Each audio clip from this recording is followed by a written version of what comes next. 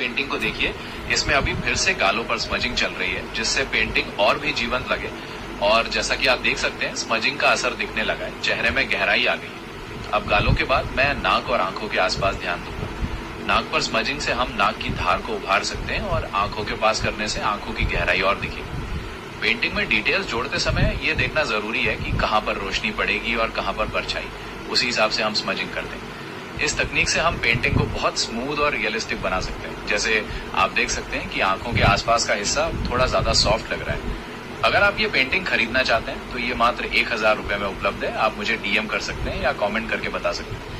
खरीदने के कई तरीके हैं, आप जैसे चाहें वैसे संपर्क कर सकते हैं। इस पेंटिंग में मैंने कोशिश की है कि कृष्णा के चेहरे के भावों को बारीकी से दिखाऊं।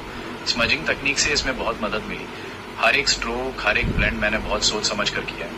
आप बताइए, आपको ये पेंटिंग कैसी लगी? क्या कुछ खास लग रहा है इसमें? मुझे जरूर बताइए। और हाँ, मैं फिर से याद दिला दूं, ये पेंटिंग बिकने के लिए तैयार है, सिर्फ 1000 रुपए में। अगर आप इसे खरीदना चाहते हैं तो देर मत कीजिए, तुरंत डीएम करें या कमेंट बॉक्स में बताएं। आपकी पसंद की और भी पेंटिंग्स बनवा सकते हैं अगर आप चाहें तो। बताइए कैसा रहेगा। नमस्ते, मैं हूँ देवांश सक्सेना। कृष्णा की इस मनमोहक पेंटिंग में अब हम आंखों और नाक पर ध्यान देंगे। देखिए, गालों पर स्मजिंग का काम बेहतरीन तरीके से हुआ है, जिससे चेहरे में गहराई आ गई है। अब नाक पर हल्की शेडिंग करके हम नाक की धार को और उभार सकते हैं, जिससे चेहरा और सजीव लगेगा। और आंखों के आसपास स्मजिंग करने से आंखों की गहराई और बोलती हुई लगेगी। आंखों के एक्सप्रेशन, रोशनी और परछाई का खेल, ये सब आंखों के भावों को पूरी तरह बदल सकता है।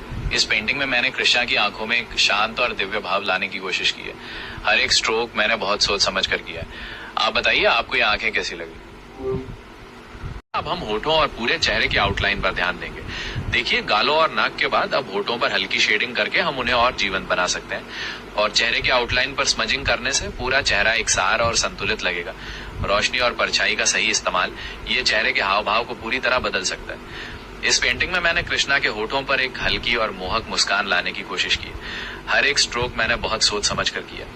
आप बताइए, आपको ये होंठ कैसे लग रहे हैं? क्या कुछ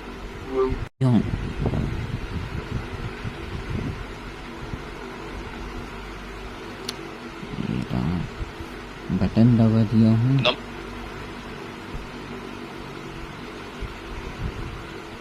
नमस्ते, मैं हूँ देवांश सक्सेना। कृष्णा की इस मनमोहक पेंटिंग में अब हम गर्दन पर ध्यान देंगे। देखिए, गालों, नाक और होठों के बाद अब गर्दन पर हल्की शेडिंग करके हम चेहरे के जुड़ाव को और स्वाभाविक बना सकते हैं।